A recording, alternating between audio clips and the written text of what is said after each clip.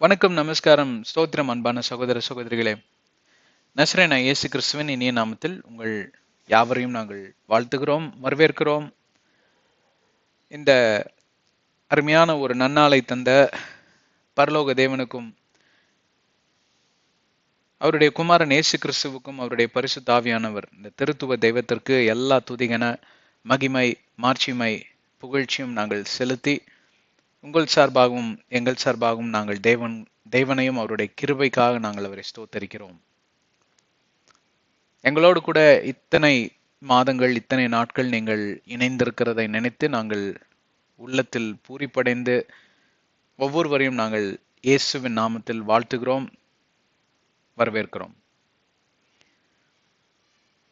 இந்த விவிலிய தொடர் போதனை ஆதியாகமத்தின் ரகசியங்கள் என்கிற தலைப்பில் நாம் பல காரியங்களை இங்க சொல்லிக் கொடுத்து கொண்டு வருகிறோம். அப்படி என்ன விதமான ஒரு வேறுபட்ட கருத்தையும் பிறர் அறிந்து கொள்ளாத ஒரு சத்தியத்தையும் நீங்கள் சொல்லிக் கொடுக்குறீங்க சகோதரரே என்று சொல்லி கேட்பீர்களானால், எங்களோட இணைந்திருக்கிறவர்களுக்கு மட்டும் அது அறிந்த உண்மையே. எங்களோட இணைந்திருந்து அதை நீங்கள் கேட்கும் போதுதான் அதோடைய சாராம்சத்தை நீங்கள் அறிந்து கொள்வீர்கள். அதனால்தான் தலைப்பை பார்த்து, அதாவது இந்த இந்த செய்தியோட தலைப்பு என்று சொல்லி இருக்கோம் இல்லைங்களா, அது மிக ஜாகிரதையாக தான் நாங்கள் அலாசி ஆராய்ந்து நாங்கள் அதை அந்த தலைப்பு வைக்கிறதுல பயங்கர ஒரு போராட்டம். மெசேஜ் கூட ஈஸியாக கொடுத்துடலாம், அதுக்கு ஒரு தலைப்பு வைக்கணும் பாருங்க, அதுதான் மிக மிக என்ன சொல்ற கொடுமையான விஷயம். ஏன்னா அங்க 1 மணி நேரத்துக்கு மேல ஒரு கண்டென்ட் இருக்கும், அதுக்கு தலைப்பை சரியா கொடுக்கலன்னா அந்த 1 மணி நேரம் கண்டென்ட்டே வீணா போயிடும். ஏன்னா நம்ம மக்கள்லாம் பார்த்தீங்கன்னா அவன் தலைப்பு செய்திகளை பார்த்து தான் நியூஸ் பேப்பரே படிப்பான் நம்மால். நானும் அப்படித்தான். இது ஜென்ரல் ஹியூமன் டெண்டன்சி இல்லைங்களா? தலைப்பெல்லாம் சரியா இல்லைன்னா நியூஸ் பேப்பர் 5 நிமிஷத்துல முடிஞ்சிடும். ஒரு தலைப்பு மட்டும் நல்லா இருந்துச்சுன்னு வைங்களேன், அதற்குள்ளாராக ஆழமாக போய் அந்த தலைப்பில் இருக்கக்கூடிய செய்தியை காலையில் ஒரு முறை மாலையில் ஒரு முறை என்றெல்லாம் படித்து ரிவைஸ் செய்து அதை 10 பேரோடு கூட போனில் நாம் தொடர்பு கொண்டு இப்படிப்பட்ட செய்தி வந்திருக்கு தெரியுமா, இந்த தாளில் வாசித்தாயா என்று சொல்லி எல்லாம் பேசுவோம். தலைப்பு சரியா இல்லைன்னா உள்ளே போக மாட்டோம், முடிஞ்சு போயிடும். நியூஸ் பேப்பர் தூக்கி போடு, குப்பை வலிக்கிறதுக்காக வந்து அப்படின்னு சொல்லுவீங்க. தலைப்பு நல்லா இருந்ததுன்னா, அதான் தலைப்பு செய்திகளை பார்க்கிற கூட்டங்கள் அதிகம். அந்த கூட்டத்துக்கு தலைவனே நான் தான். ஏன்னா இந்த நியூஸை உட்காந்து டீட்டெயிலாக பார்க்கறதுக்கெல்லாம் எனக்கு நேரம் இல்லை, பொறுமையும் இல்லை. தலைப்பு செய்திகள் என்ன, அதுக்குன்னு கண்ணை மூடிட்டு குருட்டாட்டை போல நானும் அலைகிறவன் கிடையாது. இந்த உலகத்தில் என்னை சுற்றி என்னெல்லாம் நிகழ்ந்து கொண்டிருக்கிறதோ அவைகளை எல்லாம் நான் கருத்தாக ஆராய்ந்து செவிகளை திறந்து நான் கேட்பேன். ஏனென்றால் அது எல்லாத்தையும் பற்றி நான் இந்த வேதாகமத்தில் ஏற்கனவே தீர்க்க தரிசனமாக பரிசுத்தாவியானவர் தீர்க்கதரிசிகளை கொண்டு எழுதி வைத்திருக்கிறார்.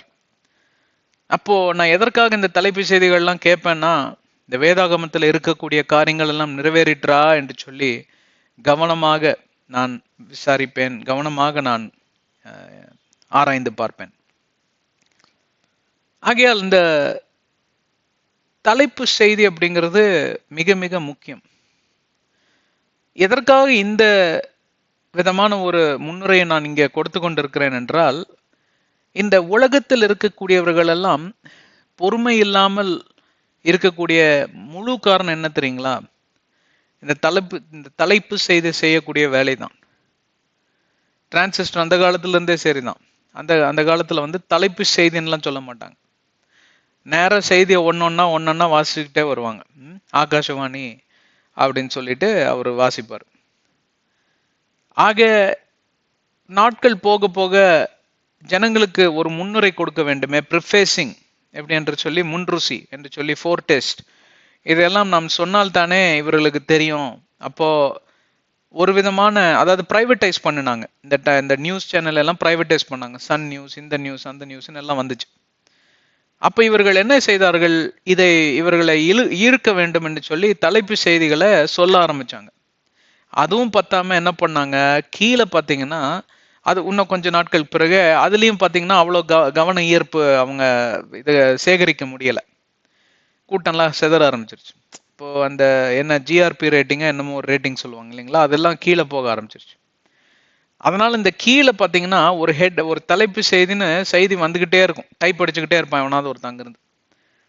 அப்ப நம்ம மக்களை எப்படி கட்டி போட்டு வைக்கலாம்? 24/7 கீழே என்ன வருதுன்னு பார்த்துக்கிட்டே இருப்பான் நம்மால். எப்பெல்லாம் நேரம் கிடைக்குதோ மொபைலுக்கு போயிடும் கை, இல்ல டிவி சேனல்ல போயிடும். இந்த அக்கா வெங்காயம் உரிச்சுக்கிட்டே பார்க்கும் கீழே. இரு இரு இரு கீழே பார்க்கல, ஏதோ ஒரு பாரு, வருது பாரு, வருது பாரு. பண்ணா நான் அவர் இங்க ஃப்ளைட் ஏறினாரு, அந்த ஹோட்டல் ரூம்ல தங்குனாரு, அங்க இருந்து சாப்பிட்டுட்டு இருக்காரு, இப்ப வெளியில வருவாரு, பிரச்சாரத்துக்கு போக இருக்கிறாரு, இது அதுன்னு அப்படியே லைவ் டெலிகாஸ்ட் பண்ணி இப்படி கட்டி போட்டு வச்சு உங்க நேரத்தை எல்லாம் பால் அடிக்கிற அந்த உலகத்தில் தான் வாழ்ந்து கொண்டு இருக்கிறோம். அப்படிப்பட்ட தலைப்பு செய்தியை போல இந்த செய்தியை நீங்கள் பார்த்து விடக்கூடாது. இதை விட ஒரு முக்கியமான காரியத்தை நான் சொல்ல விரும்புகிறேன். நாம் வேதாகமத்துல நிறைய மொழிபெயர்ப்புகள் இருக்கிறது. என்கேஜேவி, என்ஐவி, பிஎஸ்ஐ, பிஎஸ்வி, இது எல்லாம் பார்ப்பில்லானால் ஏகப்பட்ட மொழிபெயர்ப்புகள் இருக்கு. அதுல எனக்கு மிகவும் பிடித்த என் இருதயத்துக்கு நெருக்கமான ஒரு மொழிபெயர்ப்பு எதை என்று சொல்லி பார்ப்பில்லானால் எனக்கு பிடித்த NKJV, new king James version. ஏனென்றால் அதுல அருமையாக அவர்கள் தலைப்பு கொடுத்து ஒரு சாப்டர், ஒரு அதிகாரத்தையே 4 தலைப்புகளாக பிரித்திருப்பார்கள். சில நேரங்களில் 2 தலைப்பு, சில நேரங்களில் ஒரே தலைப்பு. ஆனால் தலைப்பு, ஹெட்டிங், டைட்டில் இல்லாம ஒரு அதிகாரத்தை கூட நீங்கள் அங்கே காண முடியாது. அப்போ என்ன ஆகுறது என்றால் அந்த டைட்டிலேயே உங்களுக்கு பல விஷயங்கள் அங்கே அறிந்து கொள்வீர்கள், அங்கே உங்களுக்கு புரிந்துவிடும். அதனால்தான் நான் மிகவும் விரும்பி வாசிப்பது இந்த என்கேஜேவி. இப்ப எங்க செய்திகளிலும் பார்ப்பீர்களானால் முதல் ஒரு 10-15 நிமிடம் பார்ப்பீர்களானால் இங்கே தலைப்பை குறித்து தான் பேசிக்கொண்டே வருவோம். அப்படியே கொஞ்சம் கொஞ்சமா, இது பேர் கான்டெக்ஸ்ட் செட்டிங் அப்படி என்று ஆங்கிலத்தில் சொல்லுவார்கள். கான்டெக்ஸ்ட் என்றால் அதோடைய முன்ருசி, அதோடைய சாராம்சம், அதோடைய சம்மரி என்னவா இருக்கும், கதை சுருக்கம் என்று சொல்வார்கள் இல்லைங்களா? இதெல்லாம் நாம் சொன்னால்தான் புரியும். இப்போ நான் முக்கியமான விஷயத்துக்கு வரேன். இந்த பைபிள் இருக்கு பாத்தீங்களா, இந்த விவிலியம் என்பது, வேதாகமம் என்பது ஒரு விதமான டைட்டில் தான், ஒரு விதமான கதை சுருக்கம் தான், ஒரு விதமான சம்மரி புக் தான். ஏனென்றால் அந்த காலங்களில இந்த தோல் சுருள்கள் கிடைப்பது மிக மிக கடினம், மிக விலை உயர்ந்ததுங்க, மிக விலை உயர்ந்தது. ஒரு சரித்திர ஆய்வுல சொல்லியிருக்கிறாங்க, ஒரு விதமான இந்த என்ன சொல்றது, வேத பாரகர்கள் சில ஆய்வுகள் நடத்தி கொண்டே இருப்பார்கள், ஏதாவது ஒரு ஆய்வு நடத்திட்டே இருக்காங்க. அதுல பவுல் அப்போஸ்தலரோட வாழ்க்கையோட ஆய்வுகளை, அதாவது வேதாகமத்தில் குறிப்பிடாத ஆய்வுகள், பாரம்பரியம் சொல்லக்கூடிய ஆய்வுகள், அவருடைய நூல், சரித்திர நூல், பயோகிராஃபியில் எழுதியிருக்கக்கூடிய ஆய்வுகள் எல்லாம் செய்து கொண்டிருக்கிறப்போ இவர்கள் என்ன கண்டுபிடித்தார்களாம், இவரிடம் ஏறத்தாழ 10,000 கோடி இந்தியன் ருபீஸ், 10,000 கோடி இந்தியா பணம், 10,000 கோடி அந்த காலத்திலே இருந்ததுங்களாம். அதை வைத்து அவர் சரியாக நகர்த்தி இருந்தார்னா இந்தியாலேயே ஒரு பகுதி அவர் பெருசு அவரே சொத்தா வச்சிருக்கலாமா. 10,000 கோடி அவர்கிட்ட இருந்தது. நம்ம தமிழ்நாடு, இந்த கேரளா இதெல்லாம் அப்படியே வாங்கியிருக்கலாம் வேலைக்கு அப்பவேங்க. அதுல அவருக்கு அவ்வளவு பணம் இருந்தது தெரிஞ்சுட்டு தான் இந்த ஃபெஸ்டஸ் அப்படின்னு சொல்லிட்டு ஒரு கவர்னர் இருந்தார். ஃபெஸ்டஸா ஃபெலிக்ஸான்னு தெரியல. இவன் ஏதாவது லஞ்சம் கொடுப்பானா அப்படின்னு சொல்லிட்டு ஜெயிலே போட்டு வச்சினான். அப்போ இவர்கிட்ட இருந்த லஞ்சத்தை எதிர்பார்க்கறான்னா இவர் எவ்வளவு பெரிய சீமானா இருந்திருப்பாரு. காசு இருக்கிறதுனால தானே அவன் அங்க வருகிறான். நானும் அதை யோசிப்பேன். ஆனா எனக்கு முழு விஷயம் தெரியல. இவரே ஜெயில இருக்கிறாரு, பராதி கோலத்துல இருக்கிறாரு, டஞ்சன்ல போட்டு வச்சிருக்கிறான், எலி கருப்பாம்பூச்சி எல்லாம் வர இடத்துல. இப்படிப்பட்ட ஒரு பிச்சைக்கார நிலைமையில இருக்கக்கூடிய நம்ம பவுல் அப்போஸ்தலர்கிட்ட போய் பணம் இருக்கா, இது லஞ்சம் கொடுன்னு கேட்கறானே, இவனுக்கு மண்டையெல்லாம் அறிவே இல்லையான்னு. அவனுக்கு அறிவு இருந்திருக்கு. நம்ம பவுலும் பெரிய அறிவாளி, மாபெரும் பிரதான அறிவாளின்னா அது பவுல் தான். கொடுக்கவே இல்லையா ஒரு பைசா, வேலையை பார்த்துட்டு போடான்ட்டார். என்ன பண்ணினாராம் அந்த ஐஸ்வர்யத்தை எல்லாம்? அந்த ஐஸ்வர்யத்தெல்லாம் அவர் ஊழியத்திற்காக செலவு செய்தாராம். அதிலே சில செலவுகளுக்கு தான் அதுல இருக்கக்கூடிய பணத்தை தான் இந்த தோல் சுருள் வாங்குவதற்கும், அப்போ அந்த பணத்தை எல்லாம் கொடுத்துதான் அவர் அங்க கடிதங்கள் எழுதினார் இல்லையா, சிறைச்சாலையிலிருந்து கடிதம், அதுல தோல் சுருள்கள் தேவைப்பட்டது. அப்போ அந்த தோல் சுருள்ல தான் இந்த இங்கு, அந்த மையம் பார்த்தீங்கன்னா பயங்கர விலை உயர்ந்தது.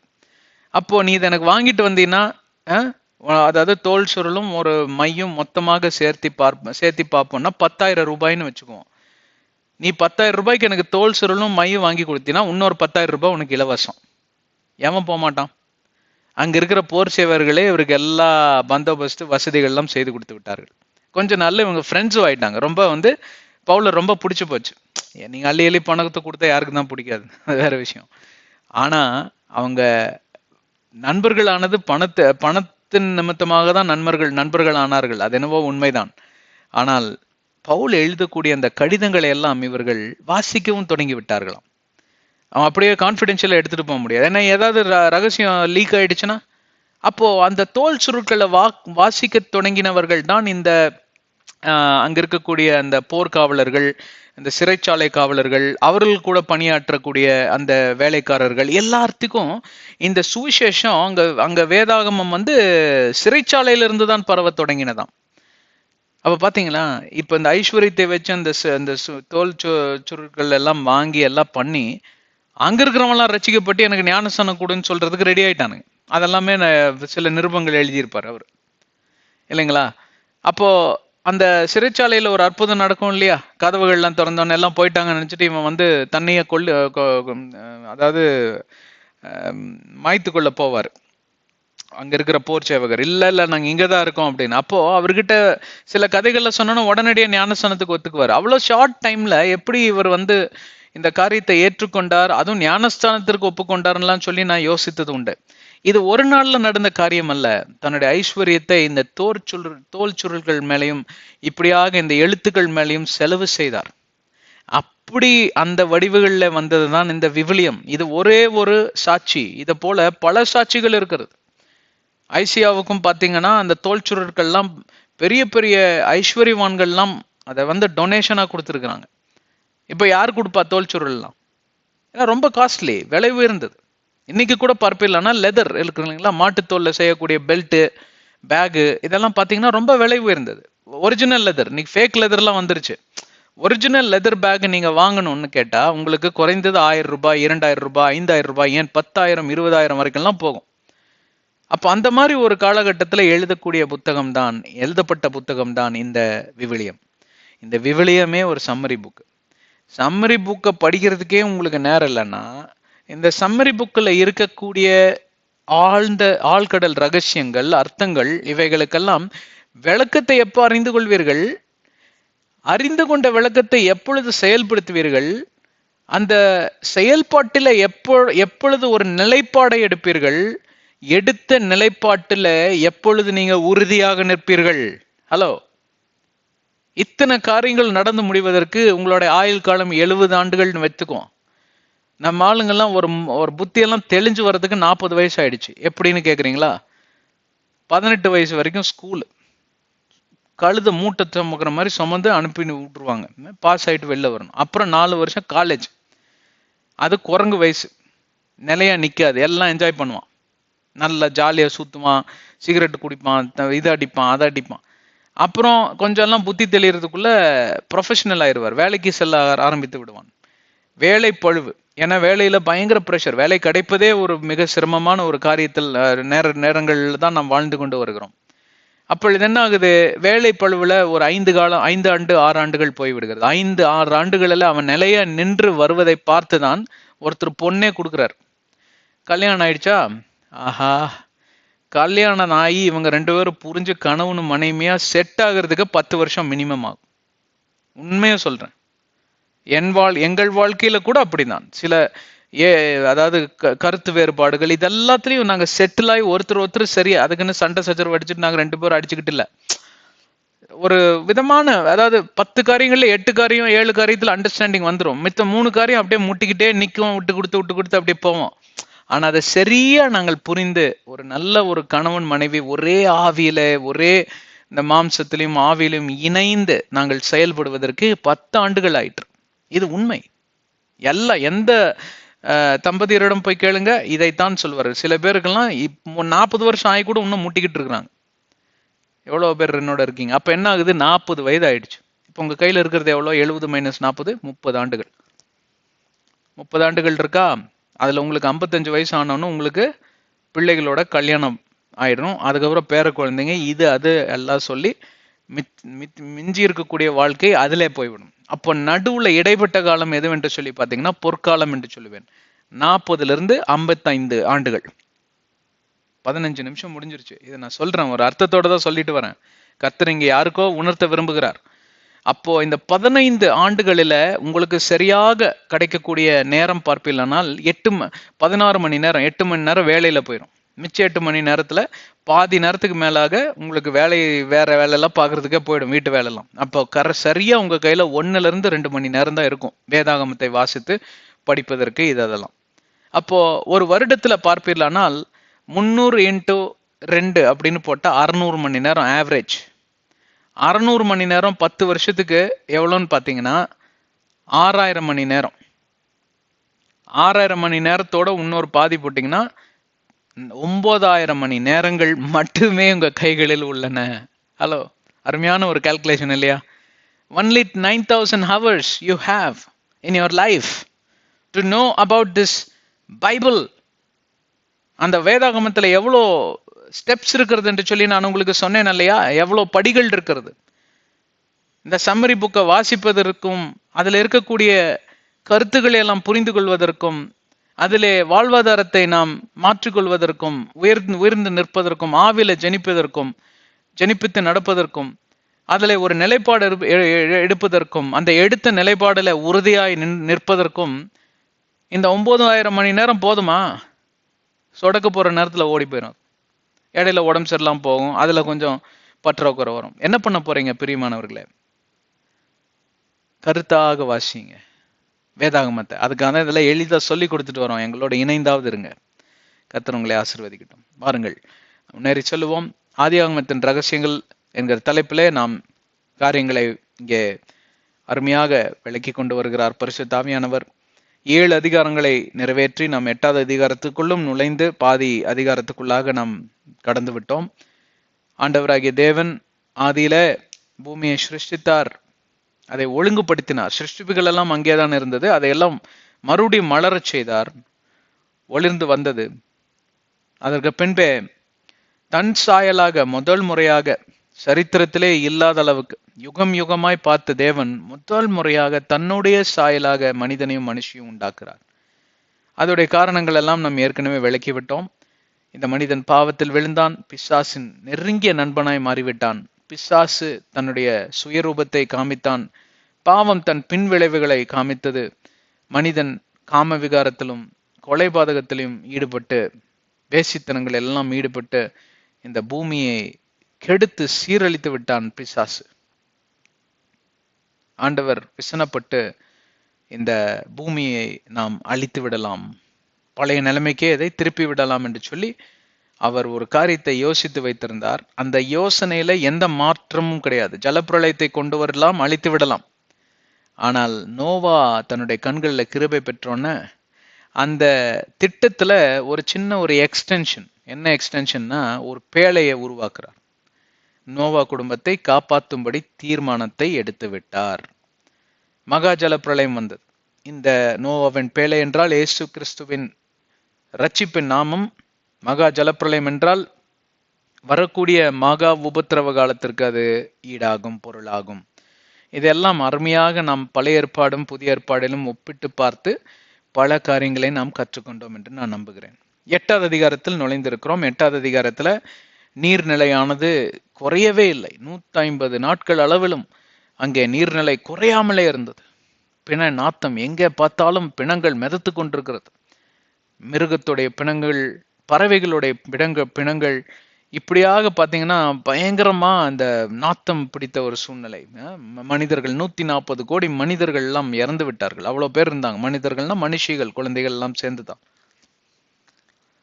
அங்கே மதகுகள்லாம் மூடப்பட்ட நிலைமையில் கூட இந்த நீர்நிலை இறங்கவில்லை. ஆண்டவர் ஒரு பலத்த காற்றை வீச பண்ணினார். நீர்நிலை எல்லாம் களைக்கப்பட்டது, அசைக்கப்பட்டது. அங்கே நீர்நிலை குறைய தொடங்கினது. மலையின் உச்சி தெரிந்தது. அங்கே ஒரு நம்பிக்கை பிறந்தது, விசுவாசம் பிறந்தது. நோவாவுக்கு ஒரு வழி பிறக்க போகிற அந்த காரியம் சுபிட்சமாக அங்கே நிறுவப்பட்டது.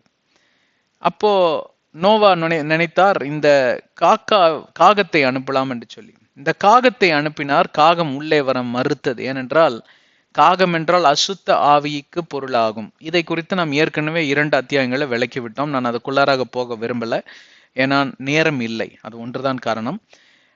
தேவனுடைய சன்னிதானத்துக்குள் வர மறுக்கக்கூடியவர்களிடம் இருப்பது அசுத்த ஆவி. அந்த அசுத்த ஆவிக்கு பொருள்தான் இந்த காகத்தின் ஆவி. காகம் என்ன செய்யும்? அங்கேயும் இங்கேயும் பரவி திரியுமே தவிர கோயிலை சுத்தி சுத்தி வரும், ஆனா சர்ச்சுக்குள்ள வராது. நோவாவோட பேழை தான் சர்ச்சு, இல்லைங்களா? ஆனால் இன்னொரு தீர்மானம் எடுக்கிறார். இந்த முறை அவர் எடுத்த தீர்மானம் என்னவென்று தெரியுமா? புறா என்கிற பறவையை எடுத்து பறக்க விடுகிறார். அதோடைய காரணம் என்ன என்று சொல்லி நாம் சென்ற அத்தியாயத்தில் அருமையாக காரியங்கள் எல்லாம் விளக்கி சொன்னோம். அதெல்லாம் நீங்க கேட்டிருப்பீங்கன்னு நாங்க நம்புறோம். புறா என்றால் ரத்தின சுருக்கமாக சொல்ல வேண்டும் என்றால் பரிசுத்த ஆவியானவருடைய அதோடைய பொருளாகும். மத்திய சுவிசேஷத்திலிருந்து உங்களுக்கு பல வசனங்களை காமித்தோம். ஏன் வேதாகமத்துல பல வசனங்களை குறித்து காமித்தோம். இந்த புறா வடிவில வந்து பரிசுத்த ஆவியானவர் இயேசு கிறிஸ்துவின் மேல அமர்ந்தார். இதை ஒரு அடையாளமாக யோவான் ஸ்நானகன் வைத்தார். அதற்கு பின்பே வானத்திலிருந்து பிதாவானவர், இவர் என்னுடைய குமாரன், இவர் மேல் நான் பிரியமா இருக்கிறேன் என்று சொல்லி எல்லாம் அவர் அங்கே சூளுரை வகுத்ததை நாம் அதெல்லாம் பார்த்தோம். அருமையான ஒரு தொனிக்கும் ஒரு குரல் அதுல பேசினார். சரி, அப்போ இந்த பரிசுத்த ஆவியானவரை பெற்றுக்கொள்ளக்கூடிய சூழ்நிலை எப்பொழுது நமக்கு உருவாகிறது? எப்பொழுது பரிசுத்த ஆவியானவர் நம்மோடு கூட இணைந்து பணியாற்ற முடியும்? நம்மோடு கூட எப்பொழுது அவர் ஒரு உறவில ஈடுபட முடியும்? அதற்கு நாம் ஏதுவான சூழ்நிலையை நாம் அதாவது உருவாக்கி தருகிறோமா என்று சொல்லி நாம் 1 கொரிந்தியர் 3:16 இருந்து இதோ நம் உடல் பரிசுத்த ஆவியானவர் குடிதங்கும் தேவாலயம் என்கிற தலைப்பில எல்லாம் சில காரியங்களை பார்த்தோம். அதற்கு பின்பே ஆவியின் வரங்கள், ஆவியின் கனி ஒன்றுதான், வரங்கள் பல, பற்பல பாஷைகள் இருந்து ஏகப்பட்ட வரங்கள் உண்டு. 1 கொரிந்தியர் 12, 1 கொரிந்தியர் 14 இந்த அதிகாரங்கள் இருந்தெல்லாம் பல வசனங்களை கொடுத்தோம். தயவு செய்து போய் அதெல்லாம் கேட்டுக்கொள்ளுங்க. ஏன்னா அதெல்லாம் முக்கியமான காரியங்கள், ஆவிக்குரிய ரகசியங்கள் அங்கே வெளிப்படுத்தப்பட்டிருக்கிறது. அப்பொழுது பார்ப்பீர்களானால் எதனால் இந்த புறாவின் மேல் நம்பிக்கை நோவாக்கு பிறந்தது என்றால் புறாவின் சில குணாதிசயங்கள், அதுதான் பரிசுத்த ஆவியானவருடைய குணாதிசயங்கள். இவைகளை குறித்து ஒரு 6-7 குறிப்புகள் எல்லாம் நாங்கள் கொடுத்தோம். அதனாலதான் புறாவை அனுப்புகிறார். புறா வந்து சுத்தமான காரியங்களை நாடக்கூடியதாகவும் அது ஒரு விதமான கீழ்ப்படிதலின் குணம் அளித்ததாகவும் ஒரு உறவை நாடுகிறதாகவும், தூது விடுறதுக்கே புறாவை தான், புறாவா இவர் பெரிய தூது வந்திருக்கிறார் அப்படின்னு இப்ப கூட கிண்டல் செய்வாங்க. எதனால் வந்தது என்றால் அந்த காலங்களிலே மிக மிக அரசாங்க ரகசியங்கள், அரசியல் ரகசியங்கள் எல்லாம் புறாவின் கால்களிலே கட்டி தான் அனுப்பி விடுவார்கள். அந்த புறாவுக்கு எந்த திசையில போகணும்னு ட்ரைனிங் கொடுப்பாங்க. நாய்க்கு ட்ரைனிங் கொடுக்கறது ரொம்ப ஈஸி, ஏன்னா நாய் கீழே தான் இருக்கும், இது பறந்து போகுது இல்லைங்களா? நீங்க கூடயே பறந்தா போய் ட்ரைனிங் கொடுக்க முடியும். ஆனாலும் நீங்க ஒரு விதமான ட்ரைனிங் எளிதாக கொடுக்க முடியும். இந்த திசையில நீ பறந்து போக வேண்டும் என்று சொல்லி சில ட்ரைனிங் டெக்னிக்ஸ் இருக்கு. வேற எந்த பறவைக்கு நீங்க ட்ரைனிங் கொடுத்தாலும் அது கீழ்ப்படியாது. இந்த புறாக்கு ஒண்ணுதான் அந்த கீழ்ப்படியக்கூடிய ஆவி உண்டு. ஏனென்றால் அது உறவை ரொம்ப மதிக்கக்கூடிய ஒரு பிராணி, ஒரு பறவை.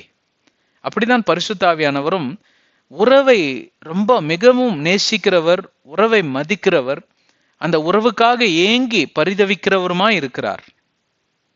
என் மகனும் என் மகளும் என்னோடு கூட இணைந்து பணியாற்ற மறுக்கிறார்களே, இந்த அசுத்தாவிக்கு இடம் தருகிறார்களே. ஏன்னா மாம்சரிகமான இந்த உடலில ஏதோ யாரோ ஒருவர் தான் இருக்க முடியும். ஒரே நேரத்தில் நீங்க அதாவது பிசாசுக்கும் உங்களுடைய கர்த்தராகிய தேவனுக்கும் சேவை செய்ய முடியாது. சேவிப்பதற்கு நீங்க ஒரு மாஸ்டர், ஒரு எஜமானன் தான் இருக்க முடியும். அப்படி என்றெல்லாம் வேதாகமத்துல இயேசு கிறிஸ்துவே இதை குறித்தெல்லாம் பேசியிருக்கிறார். எவ்வளவு பேர் என்னோட இருக்கீங்க? You cannot serve the mammon and God at the same time என்றெல்லாம் எழுதப்பட்டிருக்கிறது. சரி, போகட்டும். இப்போ இந்த காரணத்துக்காக தான் இந்த குணாதிசத்தை அறிந்து இந்த புறாவை அவர் தேர்வு செய்கிறார். ஏனென்றால் இது என்ன பண்ணுமாம், இது இந்த புறா வந்து அழிந்து போனது, கெட்டு போனது, நாசம் பண்ணப்பட்டதை எல்லாம் தேடி அலையாது. இதை அனுப்பினால் அப்படிப்பட்ட காரியங்கள் இருந்ததுன்னா இது திரும்பி வந்துவிடும். ஏன்? இருப்பிடம் இல்லை, அதற்கு அது செல்வதற்கு இடம் இல்லை.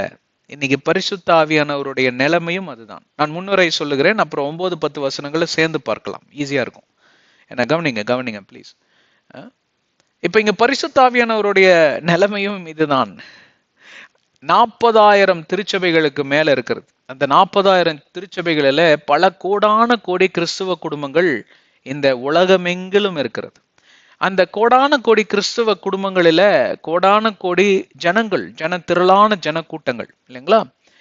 அத்தனை கோடான கோடி ஜனங்களையும் ஒவ்வொருத்தராய் பெயர் பெயராய் சந்தித்து, அறிந்து சந்தித்து, அவர்களை இப்படியாக அந்த உறவை நாடி தேடி அலைகிறவர் தான் நம் பரிசுத்த ஆவியானவர். ஆனால் பரிசுத்த ஆவியானவரிடம் இருக்கக்கூடிய ஒரு அருமையான குணாதிசயம் என்ன தெரியுங்களா? ஒருபோதும் கதவை தட்ட மாட்டார். பரிசுத்த ஆவியானவர் கதவை தட்ட மாட்டார். தட்டுங்கள் திறக்கப்படும் என்ற கட்டளை எனக்கும் உங்களுக்கும் தான் கொடுக்கப்பட்டிருக்கிறது. மத்தேயு 7வது அதிகாரம் 7வது வசனம். நீங்கள் ஆண்டவருடைய கதவை தட்டினால் அவர் திறப்பார். இப்ப என்ன ஆகுது? மாறாக நீங்கள் பரிசுத்த ஆவியானவரை அழைத்தால், அதாவது அவருடைய கதவை தட்டி திறப்பதும் ஒன்றுதான், உங்கள் கதவை திறந்து அவருக்கு அழைப்பு விடுப்பதும் ஒன்றுதான். இதுதான் அதோடைய பொருள். Is a gentle God. He will be awaiting for invitation. எவ்வளவு பேர் என்னை கேட்டுக்கொண்டிருக்கிற சகோதர சகோதரிகளே, அன்பு தம்பிமார்களே, உங்களை ஒரு இடத்தில் அழைக்காவிட்டால் நீங்கள் அங்கே சென்றால் உங்களுக்கு மரியாதை இருக்குமா? ஒரு அயலார் வீட்டுல திருமணம் நடக்கிறது. அவர்கள் முறைப்படி உங்களுக்கு பத்திரிகை, உங்கள் வாசல் தேடி பத்திரிகை வைத்தால்தான் நீங்க அங்க திருமணத்திற்கு கலந்து கொண்டு அவர்களை மணமேடையில சென்று மணமகளையும் என்ன சொல்றது, மணவாட்டியும் நீங்கள் ஆசீர்வதிப்பீர்கள். ஏதாவது ஒண்ணு கொடுத்து ஆசீர்வதிப்பீங்க. இப்ப அவங்க எல்லாத்தையும் கூப்பிடுறாங்க, உங்களை மட்டும் கூப்பிடல. சரி விடுங்க, பக்கத்து வீட்டுக்காரங்க தானே அப்படின்னு நீங்க போயிட்டீங்கன்னு வச்சுக்கோங்க. அவங்க ஏதாவது சொல்லாங்கன்னா உங்க மனசு எவ்வளவு வேதனைப்படும் தெரியுமா? நான் தான் உங்களை கூப்பிடவே இல்லை, அப்புறம் ஏன் நீங்க வந்தீங்க? நீங்க வரக்கூடாதுன்னு தான் உங்களை நான் கூப்பிடல அப்படின்னு ஒரு வார்த்தை மட்டும் உங்ககிட்ட சொல்லிட்டா, வாழ்நாள் முழுவதும் அந்த காயம் உங்களோட இருதயத்தை விட்டு அங்க வெளியேறப்பட்டு, அதுக்கப்புறம் அவங்க என்னதான் கெஞ்சி கூத்தாடி அவங்க உங்களை மன்னிக்க சொன்னாலும் நீங்க மன்னிச்சிடுறீங்கன்னா வச்சுக்குவோம்.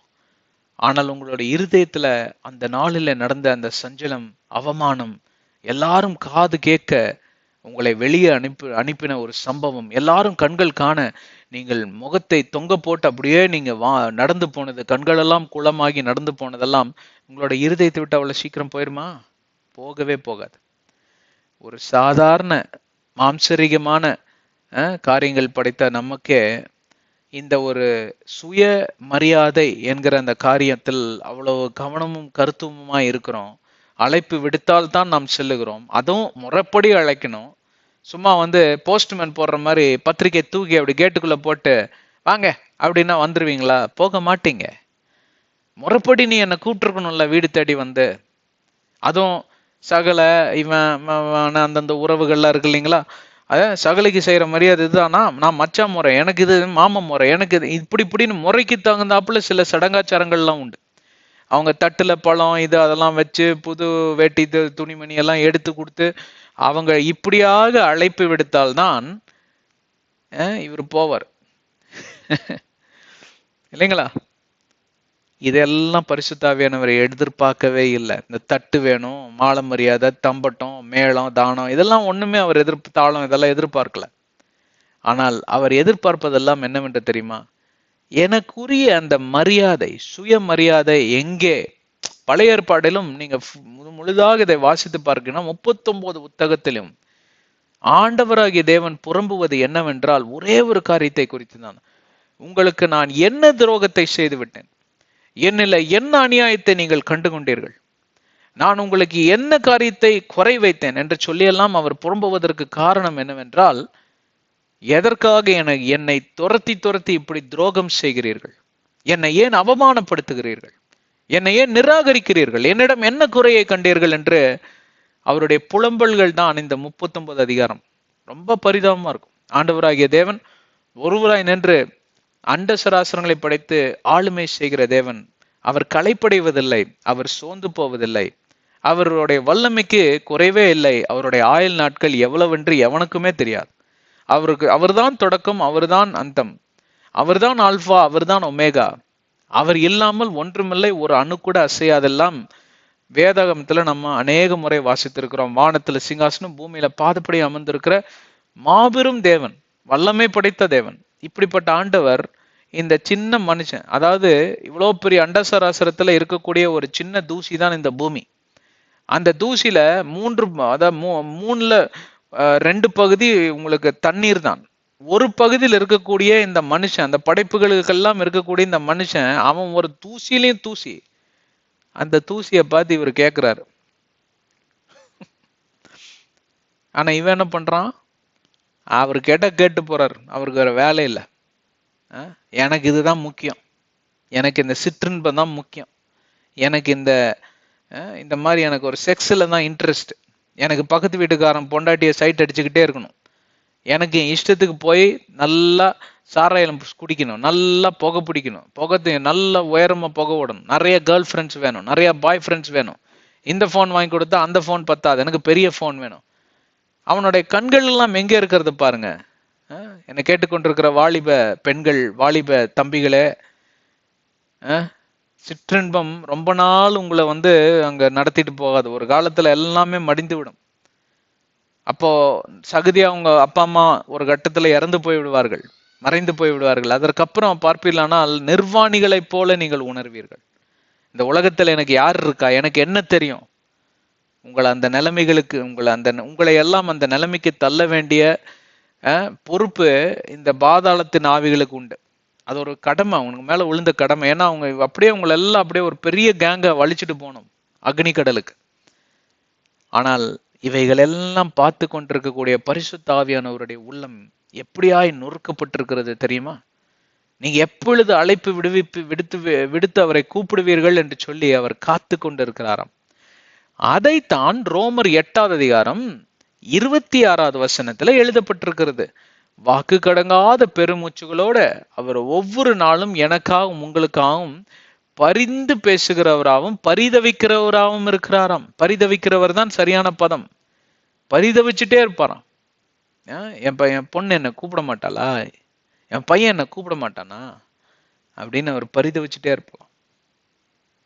இன்னொரு உதாரணம் சொல்ல வேண்டும் என்றால், நீங்க ஆசாசையா பெத்து வளர்த்த உங்க பையன் எல்லாம் ஒரு நிலைமைக்கு வந்தோன்னு உங்களை அப்படியே விட்டுட்டு வீட்டை விட்டு போயிட்டான்.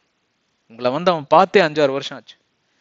அப்போ ஒவ்வொரு நாளிலும் நீங்க எந்திரிச்சு அந்த வாசல் கதவை பார்க்கிறப்போ உங்களுக்கு யார் ஞாபகம் தான் வரும்? எப்போ என் மகன் வருவான். அதற்கு உதாரணம் தான் ஊதாரி மகன். அவன் பையன் விட்டுட்டு போயிட்டான். ஆனா அந்த தகப்பன் அங்க ஜன்னல் அண்டையில உட்கார்ந்து அவர் பார்த்து கொண்டே இருக்கிறார். ஒரு நாள்ல என் மகன் வருவான். ஆனால் அவருடைய விசுவாசம் அவரை கைவிடவில்லை. அந்த மகன் திரும்பி வந்தான். என்ன நிலைமையில வந்தான் தெரியுமா? பன்றிகளோட பன்றியாய் அங்க படுத்து உருண்டு, பன்றிகள் தின்னதையெல்லாம் தின்னு, அங்க ஒரு பன்றிக்கும் இவனுக்கும் வித்தியாசமே இல்லை. பயங்கரமான சண்டை பன்றிகளுக்கும் இவனுக்கும். எங்க தவிடுகள்லாம் நீ எடுத்து சாப்பிட்டுற அப்படின்னு சொல்லிட்டு பன்றிகள்லாம் கடிக்க வந்துதான், துரத்தி விட்டுச்சான், போடா அப்படின்னு. அதனாலதான் அவன் வெறுத்து போய் வந்துட்டான். காரணம் இல்லாம அவன் வெறுத்து போய் வரல. தவிடாது கிடைக்குதுன்னு சொல்லி சாப்பிட்டுட்டு இருந்திருப்பான். ஆனா அங்க என்ன ஆச்சுன்னா பெரிய காம்படிஷன். ஏன்னா பன்றிங்க டாமினேட்டிங் இல்லையா? 100 பன்றிகளுக்கு மேலாக இருக்கும். இவன் ஒருத்தங்க மாட்டிக்கிட்டு அது டெய்லியும் பாக்குது, இவன் நமக்கு மேல தீங்குறானே சவுக்குன்னு, நம்மளே ஒரு பண்ணி, இவன் நமக்கு மேல ஒரு பெரிய பண்ணியா இருக்கிறான்னு சொல்லி பயங்கரமான கோபம். சரி, இவங்க சாபத்தை ஏன் நம்ம வாங்கிக்கணும்னு சொல்லிட்டு அவன் அப்படியே ஒரு தீர்மானம் எடுத்துட்டு, நான் கொஞ்சம் வேடிக்கையா சொல்றேன், இது உண்மை அல்ல, இருந்திருக்க கூட வாய்ப்புகள் உண்டு. அவன் அங்கே இருந்து புறப்பட்டு, நான் என் தகப்பன் வீட்டுல போய் ஒரு டாய்லெட் கழுவுனாலும் பரவாயில்ல, ஒரு மாட்டு சாணத்தை எடுத்து போட்டாலும் பரவாயில்ல, இங்க எல்லாம் அதை தான் பண்ணிட்டு இருக்கேன், பன்னி சாணத்தை தான் கழுவிக்கிட்டு இருக்கேன், இங்க எல்லாத்துக்கும் அதை தான் பண்ணிக்கிட்டு இருக்கேன். இந்த பண்ணையை மேய்க்கிறதுக்கு, ஒரு பன்னியோட பண்ணையை மேய்க்கிறதுக்கு நான் போய் ஒரு மாட்டை, என் தகப்பன் என்னதான் இருந்தாலும் இறக்கம் சுவாபம் உடையவர். ஏன்னா அவர் தகப்பன் எப்படியெல்லாம் அவர் வேலைக்காரங்கள்ல பாத்துக்கிட்டான்னு இவன் பார்த்திருக்கான். ரொம்ப மரியாதையாய், அன்பாய், அவர்களுடைய தேவைகளை எல்லாம் சந்தித்து ரொம்ப கௌரவமாய் நடத்தக்கூடிய ஒரு நல்ல மனிதன். அந்த நல்ல மனுஷகிட்ட போய் வேலைக்காரனா இருக்கிறது எவ்வளவோ மேல். ஏன்னா அவருடைய மகங்கிற ஸ்தானத்தை நான் இழந்து விட்டேன்னு ஓடி வரான். அங்க அவன் தயங்கி வர்றத இங்க தகப்பன் பார்த்துட்டு, தகப்பன் இங்கிருந்து ஓடி போகிறார். கட்டி அணைத்து தழுவி அவனுக்கு புது உடைகள், மோதிரங்கள், இதெல்லாம் ஆவிக்குரிய ரகசியங்கள். ஒவ்வொன்றுக்கும் ஒரு ஆவிக்குரிய ரகசியங்கள் உண்டு. வஸ்திரத்துக்கு ஒரு ரகசியம், மோதிரத்துக்கு ஒரு ரகசியம், இதெல்லாம் இருக்கு. அதெல்லாம் அப்புறம் பார்க்கலாம். அப்போ அங்க ஒரு பெரிய கொண்டாட்டம் நடக்கிறது, அங்க பெரிய மகிழ்ச்சி உண்டாகிறது. ஆனால் மூத்த சகோதரன் வந்தப்போ அவன் மிகவும் கோபம் கொண்டான். ஏன்னா அவன் துர்எண்ணம் படைத்தவன். அவன் இப்படியாக தகப்பனுடைய வீட்டில இருந்து தகப்பனை நேசிப்பது போல அவன் அங்கே ஒரு பிம்பத்தை உருவாக்கி இருக்கிறான். அவன் நடித்து கொண்டிருந்ததை தகப்பனை அன்றைக்கு தான் புரிந்து கொண்டார். இவன் ஒரு இளையகுமாரன், ஒரு ஊதாரி மக, இவனுக்கு நீங்க இவ்வளவு பண்றீங்க, எனக்கு ஒரு ஆட்டுக்குட்டியாவது கொடுத்துருப்பீங்களா என் ஃப்ரெண்ட்ஸோட போய் நான் சந்தோஷமா இருக்கிறதுக்குங்கிறான். தகப்பன் கிட்ட கோச்சுக்கிட்டு வீட்டை விட்டு வெளியே போயிட்டான். இன்றைக்கு பரிசுத்த ஆவியானவருடைய நிலைமை என்ன தெரியுங்களா? ஒன்னா நடிச்சுக்கிட்டு இருக்கிறான், இல்ல இவரை சுத்தமாவே வெளியில அடிச்சு துரத்திடுறான், இல்ல இவன் வெளியில போயிடுறான்.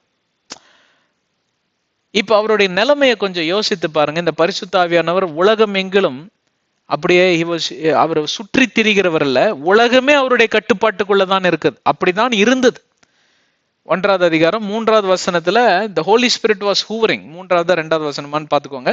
Holy Spirit was hovering over the creations of God. அங்க இருள்னாலும் ஜலத்தினாலும் நிரப்பப்பட்டிருந்த அந்த பூமியை யாரு தான் பார்த்து கொண்டார்? அவர் இன்னொரு பெயர் இருக்குது, என்ன தெரியுங்களா? வல்லமையின் ஆவியானவர். வல்லமையின் ஆவியானவர் என்னுள் வந்து விட்ட காரணத்தினால் பொல்லாத சாத்தான ஒரு சொல்லால விரட்டி விட்டேன். கட்டுப்பாட்டு நாவியானவர் என்னை கண்ட்ரோல் பண்ணி நடத்துகிறார். இஷ்டம் போல அழைவதில்ல, அவர் சித்தம் செய்து வாழ்பவன் நான். இஷ்டம் போல அழைவதில்ல, அவர் சித்தம் செய்து வாழ்வது நான். வல்லமையின் ஆவியானவர் என்னுள் வந்துவிட்ட காரணத்தினால் பொல்லாத சாத்தான ஒரு சொல்லால விரட்டிடுவேன். இந்த பாடல்களே பாடுகிறப்போ இந்த மாதிரி ரோமர் 8:26 நீங்க உணர வேண்டும். சும்மா அப்படியே பாடுப்பா, ரொம்ப எமோஷனலாப்பா. பெர்க்மான்ஸ் ஐயா பாட்டு எந்த பாட்டு எடுத்தாலும் கண்ணில் தண்ணி வந்துடும். அந்த மாதிரி தான் அவர் பாடுவார். அவர் ஆண்டவரால் பண்ணப்பட்டக்கூடிய ஒரு ஆவீரர். அவர் மேல எனக்கு ஒரு தனி மரியாதை உண்டு. கத்தோலிக்கத்திலிருந்து வெளியே வந்து பெரிய பெரிய ரெக்கார்டெல்லாம் பிரேக் பண்ணியிருக்காரு. கின்னஸ் ரெக்கார்டெல்லாம் வந்திருக்குது அவர் பேர். அந்த மாதிரி பெரிய சாதனைகளை பண்ண ஒரு நல்ல ஒரு தேவ ஊழியன். அதனால சும்மா எமோஷன்ல டியூன் நல்லா இருக்குன்னு பாடிக்கிட்டு இருக்க கூடாது. இதோட அர்த்தம் என்ன? அவர் வல்லமையின் ஆவியானவர். அந்த வல்லமையின் ஆவியானவர் வந்து நம்மளிடம் வந்து பிச்சை கேட்கும்படி இன்றைக்கு நாம் நடந்து கொண்டிருக்கிறோம். 3 காரியங்கள் நடக்கிறது இல்லையா? ஒன்று, அவரை முழுதாக நிராகரித்து விடுகிறோம். ஏனென்றால் என்னுடைய சுய விருப்பங்களுக்கு மட்டும்தான் இடம் உண்டு. 2வது விதங்கள் பார்ப்பீர்களானால் அவரிடம் நடிப்பை வெளிப்படுத்தி கொண்டிருக்கிறோம், நடித்து கொண்டிருக்கிறோம். அந்த மூத்த குமாரனை போல நடித்து கொண்டிருக்கிறோம். அவருக்கு உண்மை தெரியாதுன்னு நினைக்கிறீங்க? நீங்க முழுதா நிராகரித்தாலும் வெளியே போய்விடுவார், நீங்கள் நடித்தாலும் வெளியே போய்விடுவார். ஏனென்றால் நீங்கள் நடிக்கிறவர்களாய் இருந்தால் உங்களிடம் அசுத்தம் இருக்கிறது. அவர் பரிசுத்த ஆவியானவர். Is Holy Spirit. Is the Holy Spirit. அவர் பரிசுத்தம் இருக்கிற இடத்தில் மட்டும்தான் வருவார், அங்கே மட்டும்தான் அவர் குடிதங்குவார். அப்போ இன்றைக்கு உங்களுடைய நிலைமை என்னவென்று சொல்லி சற்று நீங்கள் ஆராய்ந்து பார்க்க வேண்டும். உங்களுடைய இருதயத்தில் இருக்கக்கூடிய அந்த மாசு நிறைந்த காரியங்களை எல்லாம் நீங்கள் விட்டுவிட வேண்டும். எப்படி நான் அறிந்து கொள்வது எது ஆண்டவருக்கு விருப்பம், எது ஆண்டவருக்கு விருப்பம் இல்லை என்று? அதற்கு நீ வேதாகமத்தை படிக்க வேண்டும். அதுல எல்லா கட்டளைகளும், நியாயப்பிரமாணங்களும், நியமங்களும், கோட்பாடுகளும் இதை குறித்து தான் பேசிக்கொண்டு வருகிறது. எதையெல்லாம் செய்தால் நீ பரிசுத்த ஆவியானவருடைய அபிஷேகத்தை இழந்து விடாதிருப்பாய், எதையெல்லாம் செய்யாவிட்டால் நீ பரிசுத்த ஆவியானோட அபிஷேகத்தை இழந்து விடுவாய் என்று சொல்லி எல்லாம் அங்கே அருமையாக கோட்பாடுகள் கொடுக்கப்பட்டிருக்கிறது. அவர் உதவி செய்கிற தேவன் தான், அவர் உதவியாளர் தான். ஆனா அதுக்குன்னு அவர் வந்து சும்மா இன்னைக்கு எல்லாம் என்ன, எனக்கு வந்து இன்னைக்கு நான் போவேன், அந்த பொண்ணு என்னை பார்த்து சிரிக்கணும், அதுக்கு பரிசுத்த ஆவியானவரே நீங்க தான் உதவி செய்யணும். டேய், என்ன கேட்கறேன்னு அறிவு இருக்கா உனக்கு? நிறைய பேர் இன்னைக்கு வந்து கல்யாண புரோக்கர் ஆக்கிடுறானுங்க பரிசுத்த ஆவியானவரை. இல்லைன்னா கடைக்கு அமுச்சு விட்டுறானுங்க. நான் கடைக்கு போவேன், பொருள்லாம் வாங்குவேன், காசு கொடுக்க மாட்டேன், அதுக்கு நீங்க தான் உதவி செய்யணும். உண்மைங்க நான் சொல்றது. இன்னைக்கு இப்படியெல்லாம் விளையாட்டுத்தனமா, கீழ்த்தனமா, முட்டாள்தனமா பரிசுத்த ஆவியானவரை குறித்து இவர்கள் அறிந்து கொண்டிருக்கிறார்கள், தெரிந்து கொண்டிருக்கிறார்கள், புரிந்து கொண்டிருக்கிறார்கள். இது எல்லாமே தவறு. அவர் ஒரே ஒரு காரியத்தில் தான் உதவி செய்கிறவராய் இருக்கிறார். யோவான் 14:16, யோவான் 14:23, யோவான் 14:26, இது 3 வசனங்களையும் வாசித்து பார்த்துக் கொள்ளுங்கள். ஓகே, அதுல இருக்கக்கூடியது என்ன தெரியுங்களா? இயேசு கிறிஸ்து எனக்கும் உங்களுக்கும் கற்றுக் கொடுத்ததை நம் யாவருக்கும் நினைவூட்டும்படி அவர் உதவி செய்கிறாராம். அவருடைய வேலையே அவர் தாங்க, அவ்வளவுதாங்க. மற்றதெல்லாம் இயேசு கிறிஸ்து செய்து முடிச்சுட்டு போயிட்டாரு. மற்றதெல்லாம் அவருடைய சீஷர்கள் எல்லாம் செய்து முடிச்சுட்டு போயிட்டாங்க. எல்லாமே வேதாகமத்தில் எழுதியிருக்கு. ஆகையால் வேதாகமம் தெரியவில்லை என்றால் பரிசுத்த ஆவியானவர்னால என்ன செய்ய முடியாது? உங்களுக்கும் எனக்கும் உதவியே செய்ய முடியாது. சரி, இதை இன்னும் விளங்கும்படி ஒரு உதாரணத்தை தருகிறேன். நம்ம போலாம், வசனத்துக்குள்ள போலாம். கொஞ்சம் கவனிங்க. ஏன்னா இதை நீங்க சரியா புரிஞ்சுக்கிட்டீங்கன்னா இந்த வசனத்தை 5 நிமிஷத்துல முடிச்சிடலாம். இதை புரிஞ்சுக்கோங்க சரியா. இப்போ உங்களுக்கு தமிழ் மட்டும்தான் தெரியும். நான் ஜெர்மன் நாட்டில இருந்து வரேன், எனக்கு ஜெர்மன் மட்டும்தான் தெரியும். அப்ப நான் ஜெர்மன்லயே பேசிட்டு இருக்கேன், நீங்க தமிழ்லயே பேசிட்டு இருக்கீங்க. கடைசியில 2 பேருக்கும் கோவம் வந்து ஒருத்தர் அறைய ஆரம்பிச்சிருவோம். ஏன் இவன் பேசுறது எனக்கு புரிய மாட்டேங்குது, அவன் பேசுறது இவனு புரிய மாட்டேங்குது, 2 பேரும் அடிச்சுக்குவானு. அடிச்சுட்டு நீங்க போய் ஓரமா உட்காந்துட்டு ஓன்னு ஒப்பாரி வைப்பீங்க. கரெக்டா? ஆனா அதே இன்னொரு தமிழ் வந்துட்டானா, நீங்க தமிழுங்களா? ஐயோ நானுங்க. எந்த ஊருங்க? அவனு கோயம்புத்தூருங்க. நீங்க மதுரைங்களா? ஐயோ அப்படின்னு சொல்லிட்டு 2 பேரும் அங்க ஒரு குதூகலத்தை பார்க்கணுமே. வாங்க டீ சாப்பிடலாம். ஐயோ நான் தாங்க வாங்கி தருவேன். இல்லைங்க நீங்க தான் வாங்கி தருவேன் அப்படின்னு ஒரே ஒன்னியம் ஆயிடுவாங்க இல்லைங்களா? அதற்கு காரணம் என்ன? மொழிதான் இணைக்கும். மொழிதான் அங்கே ஒரு ஐக்கியத்தை கொண்டு வரும். மொழி ஒரு மிக மிக முக்கியத்துவம் வாய்ந்த ஒரு காரியம். இப்போ பரிசுத்த ஆவியானவருக்கு புரிந்த அறிந்த ஒரே மொழி என்ன தெரியுங்களா? விவிலியம் என்கிற மொழிதான். உடனே தமிழ் ஜெர்மன் அப்படிங்காதீங்க. தெலுங்கு, அப்ப நான் கன்னடா பேசுவேங்க, ஹிந்தி மட்டும்தான் எனக்கு தெரியுங்கன்னு சொல்லிட்டு நீங்க அப்படி யோசிக்க கூடாது. அவருக்கு எல்லா மொழியும் தெரியும். பல பாஷைகள் பேசக்கூடிய அந்த அந்நிய பாஷை வரமே பரிசுத்த ஆவியானவர் தான் தருகிறார். அதனால அவருக்கு தெரியாத பாஷைலாம் ஒண்ணுமே கிடையாது. பாஷை அது அல்ல, விவிலியம் என்பதே ஒரு பாஷை தான். It's a language, it's a teaching, it's a language, it's a doctrine that you need to know. அப்போ உங்களுக்கு அறிந்திருக்கக்கூடிய பாஷையில் அவர் பேசினால்தான் உங்களுக்கு புரியும். அவருக்கு அறிந்திருக்கக்கூடிய பாஷையில நீங்க அவரிடம் சம்பாஷித்தால் தான் அவருக்கும் புரியும். இப்ப 2 பேருக்கும் காமனா இருக்கக்கூடியது என்ன? விவிலியம். இந்த விவிலியத்தை வாசிக்காமல் விட்டீங்கன்னா பரிசுத்த ஆவியானவரால உங்களுக்கு உதவியே செய்ய முடியாது. அதனால்தான் ரோமர் 8:26 அவர் பரிதவிக்கிறவரா, வாக்கு கடங்காத பெருமூச்சுகளோட அவர் அழுது ஜெபிக்கிறாராம். ஏன்னு கேட்டா வேதாகமத்தை தொட மாட்டேங்கிறான், எனக்கு உதவி செய்யணும், இவன் அழிந்து போறான் என் கண்ணு முன்னாடி. இயேசு கிறிஸ்து இவனுக்காக தான் ரத்தத்தை சிந்தினார், உயிரே விட்டார். வேதாகமத்தை எழுதி என் கைகளில கொடுத்து அந்த பொறுப்பையும் என்கிட்ட கொடுத்துட்டு போயிட்டாரு. என் கடமையை செய்ய முடியாதபடி இவர்கள் எல்லாம் எதிராக செயல்படுகிறார்களே, தேவனே இரக்கம் காட்டும் ராஜா என்று சொல்லி அனுதினமும் வாக்கு கடங்காத பெருமூச்சுகளோட. வாக்கு கடங்காத பெருமூச்சுகள் என்ன தெரியுங்களா? சின்ன குழந்தைய அடிச்சிருங்க, ரொம்ப செல்லமா இருக்கிற குழந்தைய திடீர்னு நீங்க அடிச்சிட்டீங்கன்னா அதை எதிர்பார்க்காது. இப்படி எல்லாம் அடிப்பாங்களா அப்படின்னு. அது எதிர்பாராதது ஒண்ணு நடந்ததுனால அது ஏங்கி அழுது ஒரு கட்டத்துல மூச்சு நிக்கிற அளவுக்கு அழுதுரும். குடும்பமே ஒண்ணு கூடி அதை சமாதானப்படுத்தி அதுக்கு பிடிச்சதெல்லாம் வாங்கி தந்து அதுக்கப்புறம் எவனுமே கை ஓங்க மாட்டான். அந்த மாதிரி அழுதுருச்சுங்க அன்னைக்கு. இனிமேல் எவனாவது கையை ஓங்குனீங்க அப்படின்றவாரு. அப்புறம் அவங்க அப்பாவோ அம்மாவோ சொல்லிடுவாங்க குடும்பத்தில் இருக்கிறவங்க. அதுதான் வாக்கு கடங்காத பெருமூச்சு. அதாவது மூச்சு விடுவதற்கே, அதாவது மூச்சு விடுவதற்கே அங்க இடம் கொள்ளாத அளவுக்கு துக்கத்தினால சோகத்தினால அவர் நிறைந்து எனக்காகவும் உங்களுக்காகவும் பரிதவிக்கிறாராம். அதற்கு காரணம் என்ன தெரியுங்களா? அவர் பாஷையை நீங்க கத்துக்கல.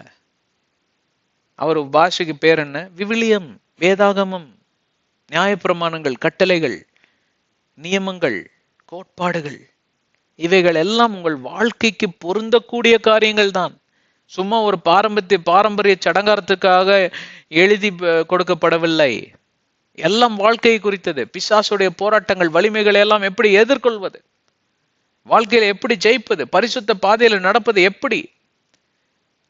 நம் ஆவிக்குரிய ஜீவியத்தை நாம் எப்படி புதுப்பிக்கக்கூடிய காரியம், நீதியின் பாதையில் எப்படி நடப்பது, பரலோகம் என்கிற அந்த உன்னத இடத்துக்கு, உன்னத ஸ்தானத்திற்கு நாம் எப்படி எட்டி செல்ல முடியும், இதையெல்லாம் குறித்துதான் அவர்கள் அங்கே விளக்கம் கொடுத்திருக்கக்கூடிய காரியமாவது, இந்த பாஷையை நீங்கள் அறிந்து கொண்டால்தான் பரிசுத்த ஆவியானவருடைய பாஷையும் நீங்கள் அறிந்து கொள்ள முடியும். ஏனென்றால் இந்த பாஷையை பேசக்கூடியவர் பெயர் தான் பரிசுத்த ஆவியானவர். இந்த பாஷையை உருவாக்கினவரே அவர்தான். இந்த பாஷையோட ஆத்தர் இல்லைங்களா, எழுத்தாளரே அவர்தான். அப்போ அவருக்கு புரிந்த பாஷையை நீங்கள் பேசாமல் இருந்தால் அவர் பேசுகிற பாஷை எப்படி உங்களுக்கு புரியும்? இதனால்தான் வேதாகமத்தை நீங்கள் அதிகமாக அறிந்து கொள்ள வேண்டும். சரி, இப்போ அந்த புறாக்கு போயிடலாமா திருப்பியும்? இப்ப இந்த புறா எதை தேடி போகிறதாம்? எவைகள் எல்லாம் பார்ப்பீர்களானால் புதிதாக மலர்ந்திருக்கிறதோ, எவைகள் எல்லாம் மாசுபற்ற தன்மை இல்லாமல் இருக்கிறதோ, எவைகள் எல்லாம் அதாவது மலர்ச்சி, பரிசுத்தம், சுத்தம், இந்த மாதிரி காரியங்களை தேடி போகுமா புறா. அது இல்லாத பட்சத்தில் அது வீடு திரும்பி விடுமா. ஒருவேளை இந்த புறாவுடைய கண்களில இந்த மாதிரி புதிதாக மலர்ந்த காரியங்கள் தென்படும் என்றால் அதை பறித்து கொண்டு கண்டிப்பாக வரும். அப்படி என்றால் பரிசுத்த ஆவியானவருடைய கண்களில எவன் ஒருவன் தயவு பெறுகிறானோ, தயவு பெறுவது என்றால் என்ன தெரியுங்களா, எவன் ஒருவன் வேதாகமத்தின் அடிப்படையில நடக்கிறானோ அவனுடைய இல்லத்திலும் அவனுடைய உள்ளத்திலும் குடிதங்குகிறவராய் மாறிவிடுவாராம். இப்பொழுது தெரிகிறதா பிரியமானவர்களே, இந்த திருச்சபைகள் எல்லாம் என்னமா கூத்து அடிச்சுட்டு இருக்கிறானுங்கன்னு. பரிசுத்த ஆவியானவரை வச்சு இன்னைக்கு ஒரு விளையாட்டு, அதாவது சர்க்கஸ்ல வருவான் இல்லைங்களா ஒரு கோமாளி, அந்த மாதிரி கோமாளி கூத்து நடந்துட்டு இருக்குது. எவ்வளவு பேர் என்னோட இருக்கிறீங்க? இது எவ்வளவு சீரியஸான விஷயம் தெரியுங்களா? அதாவது வேதாகமத்தின் அடிப்படையில நீங்க பரிசுத்தமாய் வாழ்ந்தால் மட்டும்தான் அவனால வர முடியும் அவர்னால. ஏன்னா அவர் பரிசுத்த ஆவியானவருங்க. நீங்க நடிச்சா வர முடியாது, நீங்க புரிஞ்சுக்கலன்னா வர முடியாது. பரிதவித்து தான் அவர் பேச முடியும் ஆண்டவர்கிட்ட. அவர் தூரத்துல நின்று உங்க உள்ளத்துக்குள்ள வர முடியாது, உங்க வீட்டுக்குள்ள வர முடியாது. பன்னி கூட்டத்தோடைய வீட்டுக்குள்ள நீங்க போக மாட்டீங்க, உங்க வீட்டுக்குள்ள அந்த பன்னி கூட்டத்தை வர விட மாட்டீங்க. ஏன்? நாத்தம் பிடிச்ச ஒரு பிராணிங்க, அது கர்மம் அப்படிம்பீங்க. ஏன்? உங்க இல்லத்துல நீங்க ஒரு ஆர்டர், பரிசுத்தத்தை நீங்க விரும்புறீங்க, ஒரு சுத்தத்தை விரும்புறீங்க. தினத்துக்கும் பாத்தீங்கன்னா காலையில ஒரு முறை கூட்டுவீங்க, ஈவினிங் மாலையில் ஒரு முறை கூட்டி ஒரு 2 நாள் 3 நாளைக்கு ஒருக்கா நல்லா டெட்டால் போட்டு தொடச்சு கிடிச்செல்லாம் வச்சிருப்பீங்க வீட்டை. அப்படித்தானே வீட்டை எல்லாரும் பராமரிக்கிறோம். அந்த காலத்துல சாணி எல்லாம் போடுவாங்க முன்னாடி, அது ஒரு ஆன்டிபயோட்டிக் மாதிரி. கண்ட இதெல்லாம் வராது, இந்த இன்செக்ட்ஸ் எல்லாம் வராது அந்த வாசத்திற்கு. சாணத்திற்கு ஏதோ ஒரு பொருள் உண்டு. இப்பெல்லாம் யாரும் அந்த மாதிரி சாணி பவுடர்னு விற்க ஆரம்பிச்சுட்டானுங்க, அது எப்படின்னு தெரியல, விடுங்க. இப்ப இந்த மாதிரி நீங்க பராமரிச்சு வைத்திருக்கக்கூடிய இடத்தில் ஒரு பன்றி கூட்டம் வர விடுவீர்களா? சாக்கடையில மேய்ஞ்சிட்டு அதெல்லாம் என்னையும் தின்னுட்டு வரும், ஐய. அப்படிதான் இருக்கும் பரிசுத்த ஆவியானவர். உன்னை பாக்குறப்போ, என்ன பாக்குறப்போ நம்ம சரியா நம்ம வாழ்க்கைய நடைமுறையில, நீதியின் பாதையில, பரிசுத்த பாதையில நடக்கலைன்னா அவர் இந்த மாதிரி சபிக்க மாட்டாரு. ஆனால் வாக்கு கடங்காத பெருமை. ஏன்? நம்ம தேவனால சிருஷ்டிக்கப்பட்டவர்கள், அவரால் சபிக்கவே முடியாது, பிதாவால சபிக்கவே முடியாது. ஏன்னா அவர் நேசிக்க தான் முடியும். அவருடைய நேசத்தை நீ புரிந்து கொள்ளாதபடி நீ ஒரு பன்றியாய் மாறிவிடுவாயானால், நீ ஒரு காகமாய் மாறிவிடுவாயானால் அவர் பரிதவித்து அங்க விசனப்படுகிறார், துக்கப்படுகிறார். அது மட்டும்தான் அவர்னால செய்ய முடியும். இத கூட சரியா புரிஞ்சுக்காம தா வருகிறார் பரிசுத்த ஆவியானவர், இதா வருகிறார், பிடிச்சுக்கொள்ளுங்க பிடிச்சுக்கொள்ளுங்க. அவர் என்ன பலூனா போய் பிடிச்சுக்கிட்டு அப்படியே பறக்கிறதுக்கு? அப்புறம் உருளுவான், கையை தட்டுவான், இந்த காலம் பின்னாடி ஆளை வளருவான் வாயில. அது அந்நிய பாஷையே கிடையாது, அது பிசாசு பாஷை, டீமானிக் டங்.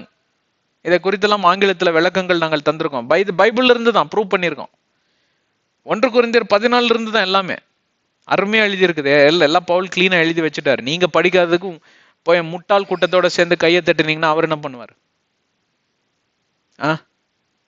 அப்போ எதை தேடுகிறதா இருக்குதாம் இந்த புறா வடிவில் இருக்கக்கூடிய பரிசுத்த ஆவியானவர்? சுத்தமான காரியத்தை, மலர்ந்த காரியத்தை, அசுசி இல்லாத காரியத்தை கிடைத்த மாத்திரத்தில் புறா அதை எடுத்து விட்டு வருமாம், அதை சாப்பிட்டு விடுமாம். அப்படி என்றால் என்ன? கண்டறிந்த மாத்திரத்தில் பரிசுத்தாவியானவரால விலகி இருக்கவே முடியாது. உங்களோட ஒருவராய் அவர் ஐக்கியமாய் விடுவார். உங்களுக்குள்ளே அவர் வாசம் செய்ய தொடங்கி விடுவார். உங்களோடு கூட சம்பாஷிக்க தொடங்கி விடுவார். உங்கள் வாழ்க்கையே மாறிவிடும். உங்கள் வாழ்க்கையே ஒரு விதமாக கிறிஸ்துவின் அன்பை பிரதிபலிக்கக்கூடியவர்களாய் மாறிவிடுவீர்கள். நீங்கள் அசாதாரண காரியங்களை செய்ய தொடங்கி விடுவீர்கள். உங்களை பார்க்கிறவர்கள் எல்லாம், ஐயோ, நீங்கள் நடந்து வந்தால் ஒரு தேவாலயமே நடந்து வர மாதிரி இருக்கு. உங்களை பார்க்கிறப்ப தெய்வத்தையே பார்க்கிற மாதிரி இருக்கு. நீங்க பேசுகிற ஒவ்வொரு சொல்லுலையும் உங்களுக்கு கிறிஸ்து தெரிகிறாரு. இதெல்லாம் உலகமே சாட்சி சொல்ல. நீயா போய் எல்லாம் சொல்ல வேண்டாம், நான் எவ்வளவு பெரிய கிறிஸ்துவன் தெரியுமா அப்படின்லாம் நீ ஒன்னும் சொல்ல வேண்டாம். நீ போய் நின்னாலே போதும், அவன் பார்ப்பான் தெய்வத்தை மாதிரி நீ இருக்கிறப்பா அப்படிமா. ஏன் அப்படி சொல்றான்? ஏன்னா உங்களுக்குள்ள இருக்கிறவர் பெரியவர். அதான் பாடி நம்மள பாடல, வல்லமை நாவியானவர் என்னில் வந்து விட்ட காரணத்தினால் பொல்லாத பிசாச நான் ஒரு சொல்லால விரட்டிட்டேன். அதனால என்னை பார்க்கிறவன் பிசாச பார்க்க மாட்டான், எனக்குள் இருக்கக்கூடிய ஆண்டவராகிய இயேசு கிறிஸ்துவை பார்க்க தொடங்கி விடுவான். இதுதான் உலகத்தில் நான் சீஷனாய் வாழ்வதற்கும் ஒளி விளக்காய் வாழ்வதற்கும் பொருளாகும். இதையெல்லாம் ஓரளவுக்கு அறிந்த நோவா என்ன செய்கிறார்? இந்த புறாவின் குணாதிசயத்தை அறிந்து கொண்டு, இப்ப விஷயத்துக்கு வரேன், இதை சொல்லிட்டு முடிச்சிடலாம். அவர் அனுப்புவதற்கு ஒரே ஒரு காரணம்தான், ஏதாவது புதிதான காரியங்கள் துளிர் விட்டிருக்கிறதா, அதாவது நீர்நிலை முழுதாக குறைந்து அதிலே ஏதாவது மரமோ செடியோ கொடியோ புதிதாக கதிர் தோன்று, அதாவது துளிர் விடும் இல்லைங்களா, நல்லா பச்சை இலையா, அந்த மாதிரி ஏதாவது ஒரு இலையை எடுத்துட்டு வரதான் ஒரு எதிர்பார்ப்பிலே அவர் புறாவை வெளியே விடுகிறார். அப்படித்தான் ஆண்டவராகிய தேவனும் ஒரு எதிர்பார்ப்பிலே பரிசுத்த ஆவியானவரை எனக்கும் உங்களுக்கும் இயேசு கிறிஸ்து தந்திருக்கிறார். ஏன்? புதிதா ஏதாவது இலையை எடுத்துட்டு வருவாரா பரிசுத்த ஆவியானவர்? புதுசா எவனாவது ரட்சிக்கப்படுவானா? புதுசா எவனாவது ஏற்றுக்கொள்வானா? வேதாகமத்தை புரிந்து கொள்வானா? தன்னுடைய வாழ்க்கையில் இருக்கக்கூடிய அசுசியான காரியங்களை வெறுத்து பரிசுத்தத்தை நாடக்கூடியவன் வருவானா? நீதியின் பாதையில நடக்கக்கூடியவன் வருவானா? பரிசுத்தமாய் வாழக்கூடியவன் எவனாவது இருப்பானா? பாவத்தை வெறுக்கிறவன் எவனாவது இருப்பானான்னு சொல்லி ஒவ்வொரு நாளிலும் அவர் அங்கலாய்ப்போட கண்களில பார்க்கிறாராம். என்னை புரிந்து கொள்கிறவன் யாருமே இல்லையா? சங்கீதம் 14வது அதிகாரம் 2வது வசனத்துல இது எழுதியிருக்கு. நானா சும்மா பேசிட்டுல, இங்க கவிதை எல்லாம் எழுதல. புரியுதுங்களா? இங்க கவிதை எழுதிட்டுல, ஆண்டவராகிய தேவன் எழுதியிருக்கக்கூடிய வசனத்திலிருந்து பேசிக்கிட்டு வரும். 14வது அதிகாரம் 2வது வசனத்துல பாருங்க, அலைந்து திரிகிறதாம் அவருடைய கண்கள் உலகமெங்கிலும், என்னை அறிந்து கொண்டவர்கள் புரிந்து கொள்ளுகிறவர்கள் யாருமே இல்லையா என்று சொல்லி அங்கலாய்க்கிற தேவனா இருக்கிறார். இந்த பரிசுத்த ஆவியானவருக்கு தான் இதற்காக தான் இயேசு கிறிஸ்து அங்க அனுப்பினார். புதிய கதிர்கள் ஏதாவது எடுத்துட்டு வருவாரா அப்படின்னு. இப்ப படிக்கலாமா? 9வது வசனத்துக்கு நேராக போகலாம். ஆதியாகமம் 8வது அதிகாரம் 9வது வசனம். But the dove found no resting place for the sole of her foot. புறாவானது தன்னுடைய கால்களை வைக்கக்கூடிய இடத்தை அது கண்டு கொள்ளவில்லை. It couldn't find. அப்படின்னா என்ன? உன்ன நீர்நிலை குறையல, பிணங்களும் அசுசியான காரியங்களும் அங்க இருக்கிறது. அதனால ஒரு மாதிரி அன்கம்ஃபர்டபுளா ஃபீல் பண்ணுது. பரிசுத்த ஆவியானவர் அப்படிதான்.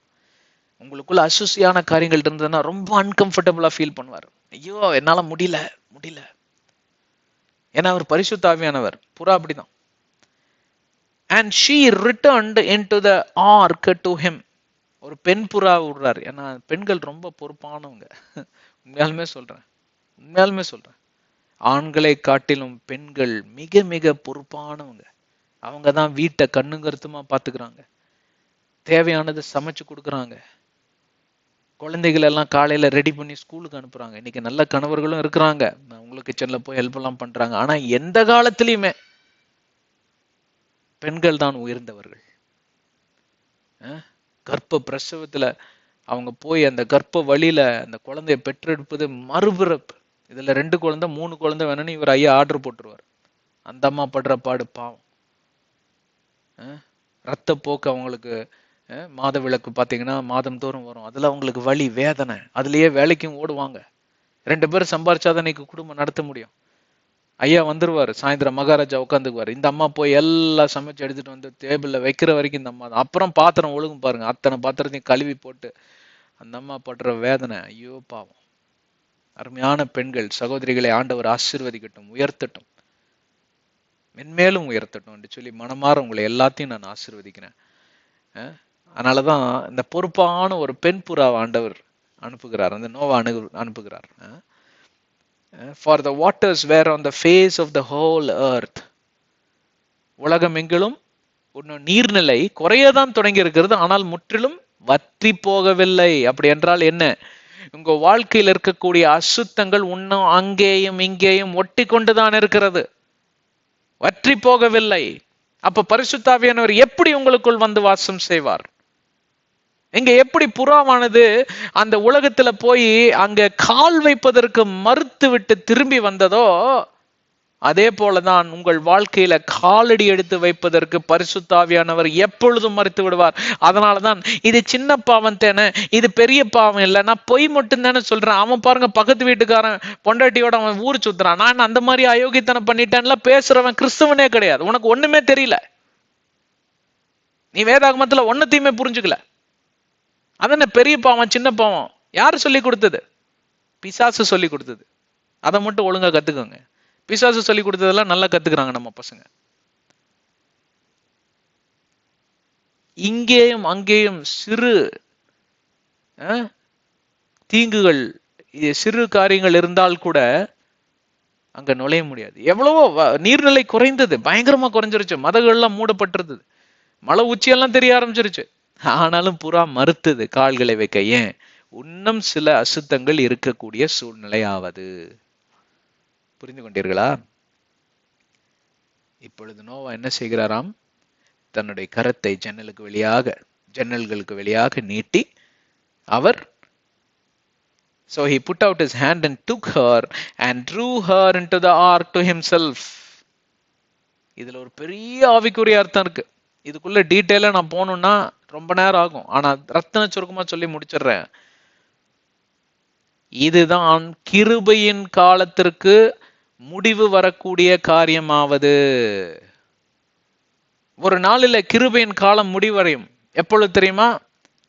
இயேசு கிறிஸ்துவின் இரண்டாம் வருகை எந்த நாளிலே நடக்குகிறதோ அந்த நாளிலே கிருபையின் காலம் முடிவடைந்து விடும். பரிசுத்த ஆவியானவரை தேவனாகிய கர்த்தர் கரம் கொண்டு அப்படியே இந்த உலகத்திலிருந்து எடுத்து விடுவார். கிருபையும் எடுத்து விடப்படும். அப்பொழுதுதான் இந்த மகா உபத்திரவ காலம் தொடங்கும். ஹலோ. ஆனால் இயேசு கிறிஸ்துவின் வருகைக்கும் கிருபையின் காலத்திற்கும் இரண்டு பதங்கள் உண்டு. அதை ரத்தின சுருக்கமாக சொல்ல வேண்டும் என்றால், கிருபையின் காலம் எடுக்கப்பட்ட உடனேயே இயேசு கிறிஸ்துவின் இரண்டாம் வருகை வராது, நடக்காது. நம்பவே நம்பாதீங்க. ராப்சர் ஃபர்ஸ்ட் வராது, மகா உபத்திரவ காலம் தான் வரும். அது இயேசு கிறிஸ்துவே மத்தேயு 24, 29, 30, 31 சொல்லியிருக்காரு. நீங்களே போய் வாசித்து பார்த்துக்கோங்க. ஆதாரம் இல்லாமல்லாம் இங்க பேசல. புரியுதுங்களா? அப்ப கிருபையின் காலம் நிறைவானோடனே பரிசுத்த ஆவியானவருடைய காலம் முடிஞ்சு போயிடும். கிருபையின் காலத்துல வருவதற்கு தான் பரிசுத்த ஆவியானவருக்கு அங்கு கால அவகாசம் கொடுக்கப்பட்டிருக்கக்கூடிய காரியமாவது. அப்ப என்ன ஆகுது? மகா உபத்திரவ காலம். கிருபையும் இல்ல, பரிசுத்த ஆவியானவர் இல்ல. வழி நடத்துறதுக்கு உங்களுக்கு ஆலோசனம் கிடையாது, மன்னிப்பதற்கும் கிருபையும் கிடையாது. உங்க நிலைமை எப்படி இருக்கும்? ஹலோ. பயங்கர மோசமா இருக்கும். ஏன்? கரம் கொண்டு ஆண்டவர் எடுத்துட்டார், வாங்க பரிசுத்த ஆவியானவர் வந்துருங்க, திருப்பியும் நம்ம இல்லத்துக்கே நம்ம போயிடலாம் அப்படின்னு நோவா எப்படி எடுத்தாரோ அந்த பறவைய, அதே போல ஆண்டவராகிய தேவன் பரிசுத்த ஆவியானவரை எடுத்து விடுவார். ஆனால் நீங்க கடைசி காலம் வரைக்கும் நீங்க தாமதிக்க வேண்டாம். இப்பொழுதே அப்படிதான் நடந்து கொண்டிருக்கிறதை நீங்க உணர வேண்டும். ஏனென்றால் உங்கள் வாழ்க்கையில பரிசுத்த ஆவியானவரை ஆண்டவர் வழங்குவார். ஆனால் நீங்க அசுத்தத்தை நோக்கி, பாவத்தை நோக்கி அதிகமாக பிரயாசம் பட்டு நீங்க பிரயாணம் செய்வதனால் ஒரு காலத்துல, ஒரு கட்டத்துல, சங்கீதம் 103 அதிகாரம் 9 சொல்லுகிறது, தேவன் மனிதனோட ஆவியோடு கூட எப்பொழுதும் தேவனுடைய ஆவி தர்க்கம் செய்து கொண்டிருப்பதில்லை, அவர் கோபப்பட்டு வெசனப்பட்டு விலகி விட்டு போய் விடுவாராம். அப்படி என்றால் என்ன? பரிசுத்த ஆவியானவரை எடுத்து விடுவார். அதனாலதான் சில பேர் பரிசுத்த ஆவியானவரை இழந்தது கூட தெரியாம இன்னும் 30 வருஷம் கோயிலுக்கு அப்படியே போயிட்டு அதே பெஞ்சில் உட்காந்து தேய்ச்சிட்டு வரான். அவனுக்கு தெரியவே இல்லை பரிசுத்த ஆவியானவர் போயாச்சுன்னு. சவுல் ராஜாக்கு அப்படிதான் ஆச்சு. தேவனுடைய பிரசன்னம் அவங்ககிட்ட இருந்து எடுக்கப்பட்டது. கடைசியில ஒரு குறி சொல்லுகிறவரிடம் போய் ஒரு சரணடையக்கூடிய நிலைமைக்கு அவர் தள்ளப்பட்டார். அப்பொழுது கூட அவர் உணர்வில்லை. எவ்வளவு பரிதாபமான நிலைமை பார்த்தீர்களா? தீர்க்கதரிசிகள்ல ஒருவராய் இருந்தவர் தான் சவுல் ராஜா. தீர்க்கதரிசியை தேடி போனா கூட பரவாயில்ல, ஒரு குறி சொல்ற பெண்ணு, அசுத்தாவிகளை கொண்டு குறி சொல்ற பெண்ணை தேடி அவர் போறார், ஒரு மந்திரவாதியை தேடி போறார். அப்ப என்னன்னா, ஒரு உணர்வே இல்லை. தன்னுடைய சுயாதியத்தையே அவர் இழந்து விட்டார். ஒரு பைத்தியக்காரனை போல, பித்து பிடித்தவனை போல அவர் மாறிவிட்டார். இன்றைக்கு கிறிஸ்துவத்தில் இருக்கக்கூடிய பல கிறிஸ்தவர்களுடைய நிலைமை இதுதான் பிரியமானவர்களே. அதுல நீங்கள் ஒருவராய் இருக்கிறீர்களா என்று சொல்லி சற்று ஆராய்ந்து பாருங்கள். கர்த்தர் உங்களை ஆசீர்வதிக்கட்டும். கண்களை மூடி சிரத்தை தாழ்த்தி நாம் ஜெபிப்போம். அன்பின் பிதாவே, இந்த அருமையான வேலைக்காய் நன்றி. எங்களோடு கூட நீர் சம்பாஷித்தீர். பரிசுத்த ஆவியானவரை குறித்து பல காரியங்களை வெளிப்படுத்தினீர். எங்களுக்குள்ள வாசம் செய்கிற பரிசுத்த ஆவியானவரை நாங்கள் துக்கப்படுத்தாதபடி எங்கள் செயல்பாடுகள் இருப்பதாக மாறுவதாக இயேசுவின் நாமத்தில் ஜெபிக்கிறோம் பிதாவே, ஆமென். கர்த்தர் உங்களை ஆசீர்வதிக்கட்டும். எங்களோட இணைந்திருந்து இந்த சேனல்ல இந்த காரியங்கள் எல்லாம் நீங்க கேட்டு வரீங்க, அதற்காக நன்றி. தெரிஞ்சவங்களுக்கெல்லாம் இந்த சேனல் டீடைல்ஸ், இந்த வீடியோ எல்லாம் போடுங்க. வாட்ஸ்அப் ஸ்டேட்டஸ், ஃபேஸ்புக், ட்விட்டர், இன்ஸ்டாகிராம்னு போடுங்க. எல்லாரும் பார்க்கட்டும். எல்லாருக்கும் இந்த விவிலியத்தை குறித்த செய்தி போய் சேரட்டும். அதோடு கூட உங்கள் மேல் விழுந்த இன்னொரு கடமை, இந்த உலகத்தில் இருக்கக்கூடிய ஜனங்களுக்காக ஜெபித்துக் கொள்ளுங்கள். எல்லா ஆத்துமாக்களும் ரட்சிக்கப்பட வேண்டும். ஊழியக்காரர்களுக்காக ஜெபம் பண்ணுங்க. இவன் கள்ள தீர்க்கதரிசி அப்படின்லாம் நீங்க நியாயத்திருக்காதீங்க. ஜெபிங்க, அவங்க மாறட்டும், இருதயம் மாறணும், ஜெபம் செய்யுங்க. எங்க சேனலுக்காகவும் எனக்காகவும் ஜெபித்துக் கொள்ளுங்க. எபேசியர் 6:18, கொலோசியர் 4:3 தான் சொல்லுகிறது. உங்களுக்கு ஜெப தேவைகள் இருந்தால் தேவனிடம் மட்டும் கடந்து சென்று உங்கள் தேவைகளை தெரிவுபடுத்துங்கள். கர்த்தர் உங்களை ஆசீர்வதிப்பார். அடுத்த அத்தியாயத்தில் நாம் சந்திப்போம். ஆமென்.